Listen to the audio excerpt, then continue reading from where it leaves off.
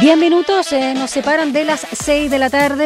Vamos a conversar con el doctor Mario Uribe, director del Departamento de Cirugía del Campus Oriente de la Facultad de Medicina de la Universidad de Chile y además jefe del programa de trasplante hepático del Hospital del Salvador y que tiene a su haber más de 700 trasplantes en adultos y niños. ¿Cómo está, doctor Uribe? Muchas gracias por responder a nuestra llamada. Aquí estamos muy bien, muchas gracias a ustedes por la entrevista. Doctor, a ver, vamos primero con un diagnóstico de cómo hemos ido avanzando o no en los últimos años, en qué pie estamos en relación a la donación de órganos y tejidos, porque queremos saber si con esta cifra, ¿no? De 3.000 personas que están en una lista de espera, estamos bajando la brecha, pero obviamente eso no es consuelo porque estamos hablando de muchas personas que requieren justamente la donación o una situación que les pueda mejorar su vida, si no la supervivencia propiamente tal. Bueno, yo creo que cuando uno revisa las cifras de los últimos años, efectivamente estamos avanzando y este año estamos mejor que el año pasado. Nuestro año así estrella fue el año 2019, en que se realizó una gran cantidad de trasplantes con una donación que pasó el 10 donantes por millón de habitantes, lo cual es muy bueno para nuestro país. ¿Me puede repetir la cifra? Que justo no la entendí. ¿Cuánto es la proporción? Fue de 10 donantes por millón de habitantes en 2019 y este año, a diferencia del año pasado que estaba alrededor de 8 y algo, estamos también cercanos a los 10, alrededor de los 10. Lo importante es mantener la tendencia, ¿ya? Es súper importante para que efectivamente puedan ir saliendo los pacientes de la lista de espera. Doctor, hablemos un poco también de cómo avanzar en tener personas más donantes, porque también hay siempre o hubo muchos mitos, ¿no?, en relación al tráfico de órganos y que la lista de espera no es transparente o que no se favorece a la gente que tiene, o que se favorece más bien a personas que tienen más recursos, o el tema de respetar la voluntad de la familia. Veamos todos los inconvenientes, algunos falsos y otros por sistemas de creencias, digamos, que son válidas, pero que obviamente perjudican una situación donde uno, aunque esté el más allá y uno crea el más allá, no sirve de nada ese corazón que no late.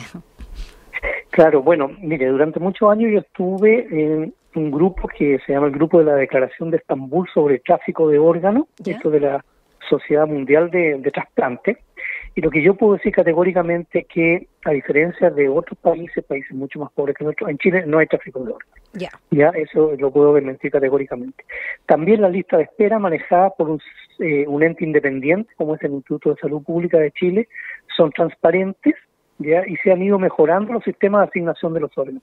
Y tercero, más del 80% de los pacientes que se trasplantan son pacientes pertenecientes al FONASA y no a la ISAPRE.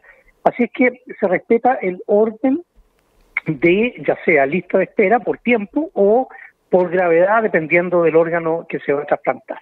Así que, dicho eso, yo creo que es súper importante. En Chile tenemos una gran cantidad de profesionales y de gente relacionada con el sistema de trasplante que hace que este sea un sistema muy transparente y digno de confianza para todos.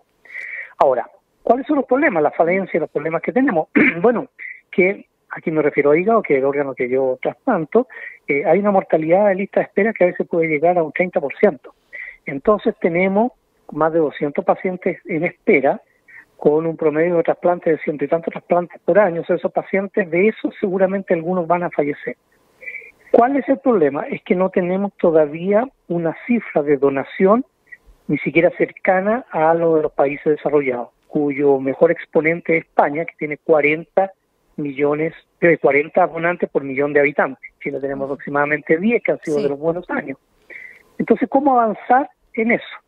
Campañas, educación, transparencia y, sobre todo, una conversación en familia, la cual favorecen entrevistas como esta, donde una vez que esto termine, ojalá que la gente lo discute, lo converse y exista esa donación finalmente futura que va a favorecer a la gente en lista de espera. Cualquiera de nosotros puede estar el próximo año o los próximos meses en una lista de espera Absolutamente. Estamos conversando con el doctor Mario Uribe, director del Departamento de Cirugía del Campus Oriente de la Facultad de Medicina de la Universidad de Chile y jefe del programa del trasplante hepático del Hospital El Salvador, a propósito del Día Nacional del Donante de Órganos y Tejidos. ¿Podemos hacer un poquito de memoria y contarle a nuestros auditores, doctor Uribe, por qué cada 27 de septiembre nuestro país conmemora el Día Nacional del Donante de Órganos y Tejidos? Sí, bueno, hace más de 10 años una niñita que manifestó su voluntad de donar, aproximadamente 12 años, el momento en que ningún papá se imagina que su hija puede fallecer a esa tan corta edad, estando sanita. Ella posteriormente falleció y la familia donó porque quiso respetar la voluntad de esta niña. Y eso fue un 27 de septiembre. Hace una década ya. Hace una década. Después yo he tenido la experiencia personal de también contar con un donante de 7 añitos, que él, a raíz de unos programas de televisión, en un almuerzo familiar un día domingo, él manifestó su voluntad de donar. 2 meses después falleció de un aneurisma roto cerebral y sus órganos fueron a un niño de 8 años que hasta el día de hoy está vivo, ¿ya? Entonces eso es súper importante, esa discusión. Hay que pensar que de un donante fallecido, si uno piensa en córnea, 2 córneas, 2 pulmones, 2 riñones, corazón, intestino, páncreas, hígado, que se puede dividir en 2, y si a eso le sumamos tejidos como córnea o hueso, se pueden beneficiar más de 20, 25 personas. Entonces es muy importante lo de la donación. A veces aparece, claro, en la televisión o en los medios de comunicación, un donante de hígado, uno piensa que es un solo donante para un órgano, pero no, de un donante se pueden extraer múltiples órganos que favorecen a muchas personas que están en lista de espera. Doctor, hablemos de la ley de trasplante, la 19.451, para que la gente también sepa a grandes rasgos cómo se garantiza que uno es donante, o por defecto si uno lo niega, no lo es. Hablemos un poquito de eso. Bueno, esa ley que nos viene a favorecer una donación futura, porque yo creo que la ley, tenemos tantas leyes muertas en este país que son letra muerta, que es lamentable, por citar la ley de esta violencia en los estadios, ¿cierto? Esta ley, si no va con un apoyo educacional de la población, también puede no tener el resultado esperado. Y de hecho el resultado ha sido inferior al que uno esperaría, porque si bien todos somos donantes, la familia, cuando manifiesta la voluntad de que la persona que ha fallecido no sea donante, nosotros como grupo de trasplante, y en esto prácticamente no hay excepción, respetamos la voluntad de la familia porque consideramos de que es muy importante. Entonces, ¿qué es lo que nosotros queremos? Que tenemos que aspirar a que, siendo donantes por ley, haya una familia que apoye esta donación y que, por supuesto, algunas personas por convicciones religiosas, otro tipo de convicciones personales, manifieste en vida su calidad de no ser donante. Bueno, eso obviamente se va a respetar, claro. Pero tratemos y orientemos a una sociedad pro donación.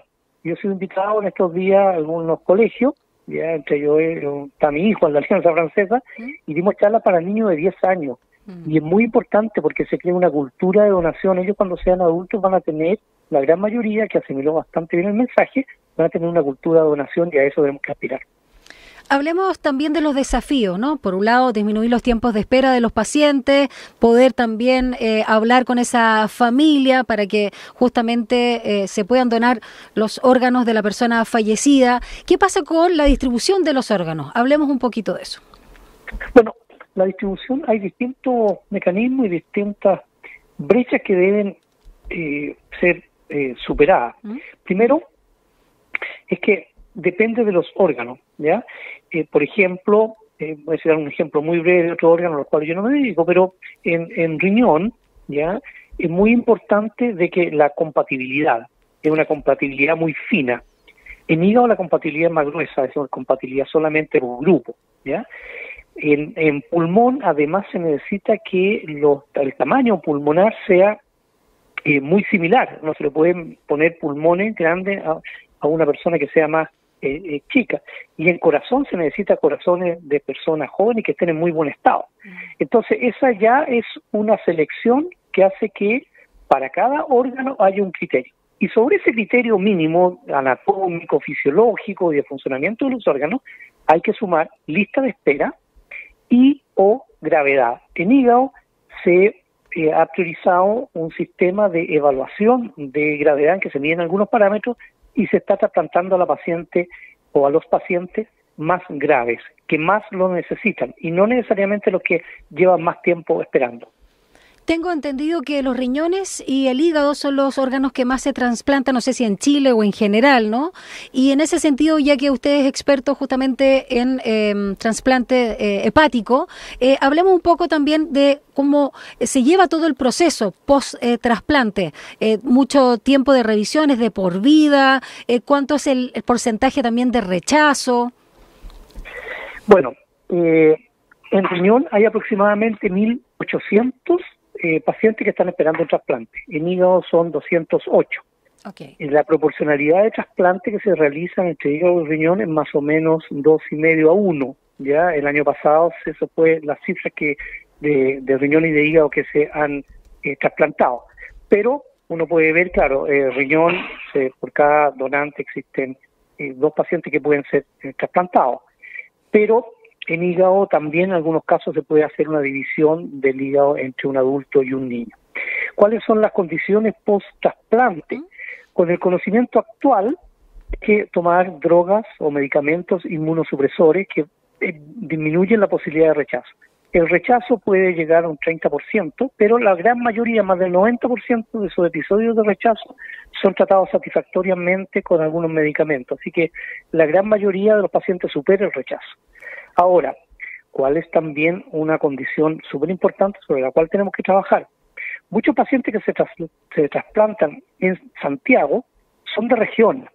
Entonces se necesita también que haya a nivel nacional un sistema de formación y de educación de médicos que van a controlar a los pacientes trasplantados en cualquiera de las áreas. Eso es muy importante porque el trasplante hepático y el trasplante de la mayoría de los órganos necesitan cuidados especiales y un conocimiento especial también. Por supuesto.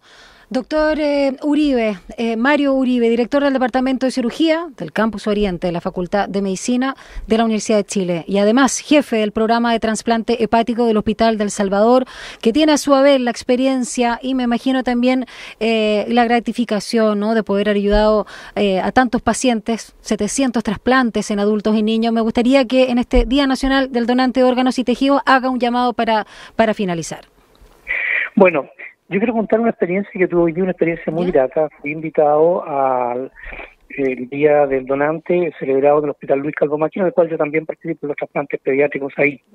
Y habló un niñito que además hablaba muy bien, tenía 10 añitos, tiene 10 añitos, y fue trasplantado de riñón. Y él lo grabé, el mensaje, la verdad que realmente conmovedor del cambio que ha significado para él el haber recibido un órgano. Y en su lenguaje de niño explicaba, decía que es rico poder comer cosas distintas, que es rico no estar conectado a una máquina, que es rico que no me pinchen 3 veces a la semana para la diálisis, ¿ya? Que es rico poder jugar lejos de las máquinas. Bueno, niño, ¿ya? O en adultos que sufren lo mismo, tanto para hígado, riñón, pacientes que no pueden respirar por problemas pulmonares, pacientes que no pueden caminar porque tienen insuficiencia cardíaca. Pensemos en esas personas, pensemos en algún familiar, pensemos en alguna persona conocida que sufre esas condiciones y nos vamos a dar cuenta que el camino está por donar. Y lo que en este momento estamos transmitiendo este mensaje, en cualquier momento podemos estar necesitando un órgano. Muchas gracias, doctor Uribe. Un abrazo grande. Gracias por comunicarse con nosotros en Radio USACH.